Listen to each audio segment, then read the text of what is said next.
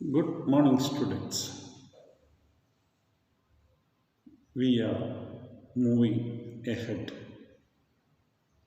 in our discussion and study about British activities in India and our situation, geographical, economic, and social situations during the period of British administration in India. Today, we are going to discuss about industrial activities in India or craftsmanship. You might have heard a famous statement Egyptian mummies were wrapped in Indian muslins. You might have heard about the mummified bodies in Egypt. Those bodies are kept in pyramids. So it is being told that before that body is buried or kept inside pyramids, those bodies were covered with Indian muslins, means Indian cloth. You know, Egypt is a African country at present. This is at the end of Red Sea, and we can see Mediterranean Sea. So the materials made in India was available in Egypt in BCs. Means 2500, 3000 years ago, materials were being purchased and sold in the markets of Cairo or Egypt. That is the reason it was available there.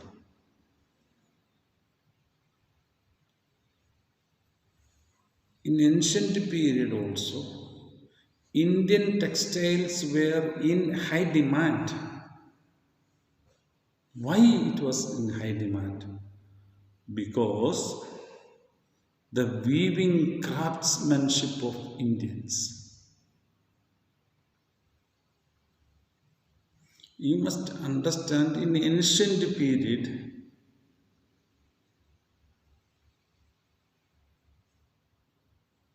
India could make a sari, length of the sari is 6 meters, which can be packed in matchbox. Means you must understand how much care is to be taken. You must know that thread should be very thin. Otherwise, we cannot pack a 6-meter sari into a matchbox. Modern period, all those activities are done by machines. Making thread, arranging thread, coloring, everything is done by machine. But in ancient period, everything was done by human being, by his personal effort. Then you think about the technology or the craftsmanship of Indian textile weavers. Even iron smelting, India was far ahead.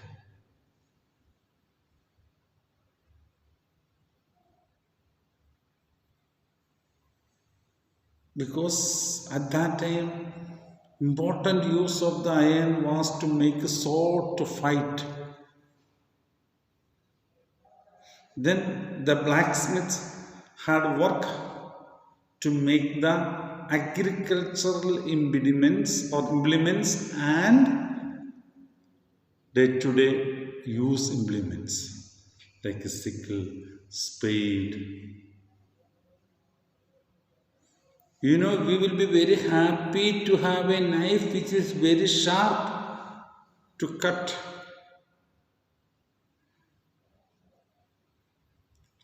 We need axe to cut down the trees.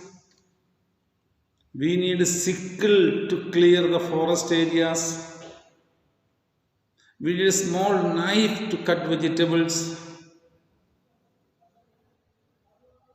So the sharpness and use of all those things vary according to the situation. So the blacksmith should know what is a necessity and how it is prepared. First of all, a blacksmith should be able to know the quality of iron, then melt the iron and segregate the iron. That was important. Iron smelting is an important activity. They need charcoal. I hope you know how charcoal is made. This is not normal coal. Coal is naturally, it is taken out from the crust of the earth, from the earth. It's a mine material. Charcoal is made up of a tree is cut into pieces and is put into fire. Before it is completely burned off, they pour water and blow the burnings. And the charcoal is used to melt the iron. And melted iron, or means the segregated iron, is utilized to make the implements and the sword. We know we are famous about the Tipu Sultan sword, Woods.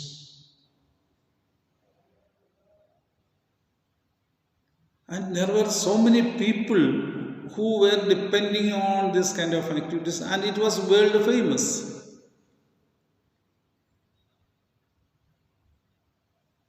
Now also we know if somebody is an excellent and expert in something, people will go to him only to get the things done. People are ready to pay more amount.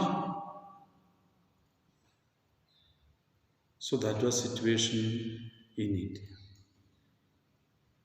But by the end of the 18th century, Britain began to develop modern methods. Spinning jenny was invented, machines were invented, industrial revolution took place. Industrial revolution means large scale production. Sometimes if we go and we want to get a material from a person who is very good, excellent, but he takes a lot of time and he is not ready to provide. Then we will go to some other person who is ready to provide. The quality may not be so much good. And the quality is not so much good, and the cost of the product also will be less. So we may go for that. So that has happened with the industrial revolution or industrialized or mechanized products that came out from English markets. So people began to purchase those things because they were cheap, looking so attractive.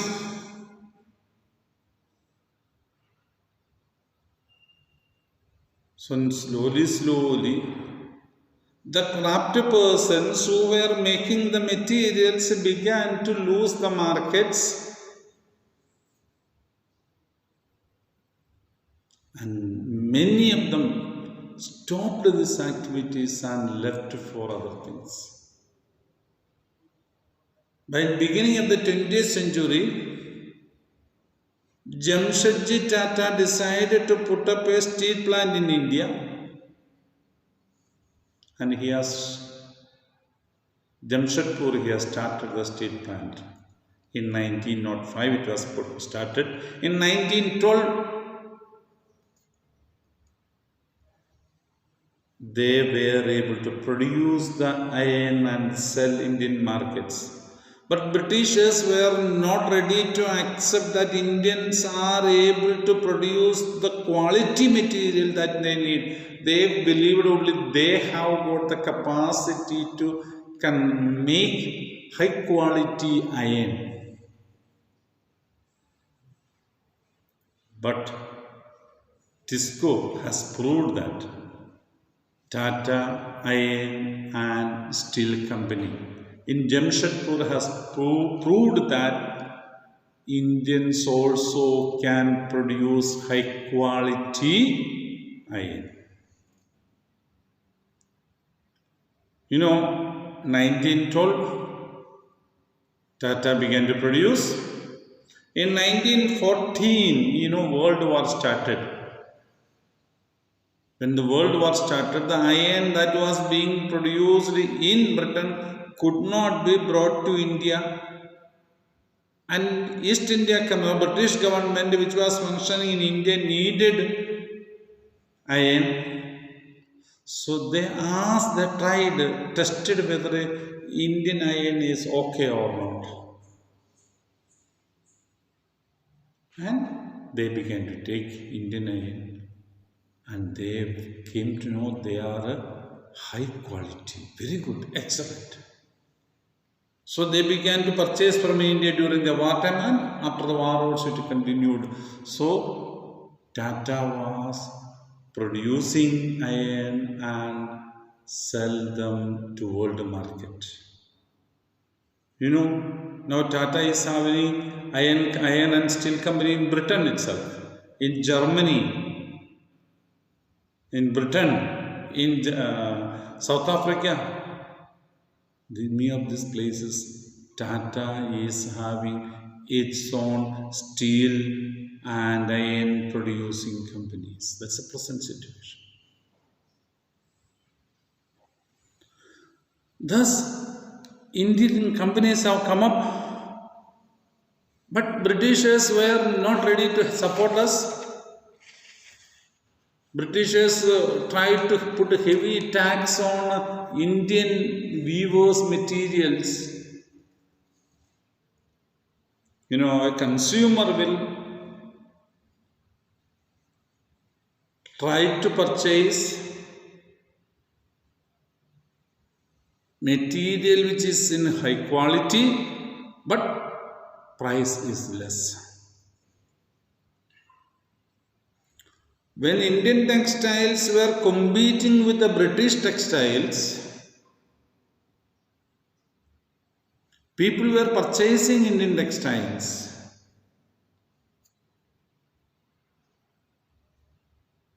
So Britishers, what they did, they increased the tax on Indian textiles. When the tax was levied on Indian textiles, the weaver has to sell the Indian textiles at a higher price. That means if both were at 1 meter 20 rupees each cloth, if the Britishers put an extra tax on 5 rupees to Indian textiles, and the British textiles tax remains same 20 rupees or the same, so cost the per meter it will be 20 rupees. The Indian weaver has to sell the cloth per meter 25 rupees. A consumer who comes to the shop finds both are okay, but one is 25 rupees per meter, or one is 20 rupees per meter. Naturally, the consumer is tempted to purchase which is at a lower price. So, the higher price material will remain in the market and not being sold. That is why during the freedom struggle, national leaders were asking the people to boycott British goods. When British goods are boycotted, the factories in British cannot produce the materials, because whatever is being produced will remain in the stock of the company. It cannot be sold in the market when nobody purchases, and the company will have a heavy loss. An Indian farmer or Indian weaver, whoever weaves the cloth or materials, he will get a profit because he can sell it. That was the way, the method of non-cooperation with the British or boycotting of the British goods. So, thus, Indian national leaders have tried to give a boost, a life support for the textile producers and weavers, all sections of the people. Dadabhai Naoroji has told Indian resources are drained to the British. Drainage is a pipe where usually we say the wastewater is moving. So wherever the things are moving, actually. So Indian wealth, Indian resources are taken by the British as tax or as the cost of the materials, and all those things were taken to the British. That they did at that time. So that is why Dadabhai Naoroji was telling Indian textile, Indian resources are taken out by the Britishers. So it was very difficult for us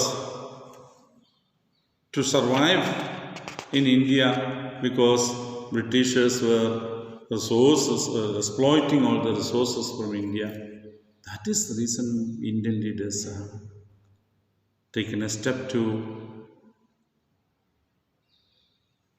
support Indian textile and Indian industries.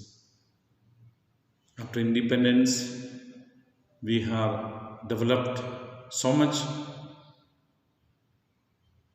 and progressed so much. In an Asian country, most industrialized country is Japan. Japan consists of so many islands. It's a small country. But Japan's technology is so much. Its contribution to the world economy is so much. Because in every field, factories, technologies are improved and developed and found out by Japanese people. So many are there, Japan and Korea. So many companies are there. So that is the situation during this period. So during independence struggle, we tried to develop Indian economy. We tried the Indian people to stand on our leg and fight against the British. That is what we see slowly, one by one. Tomorrow or next day we will see how education has progressed in India. How did it contribute to the development of Indian social and economic situation? Thank you.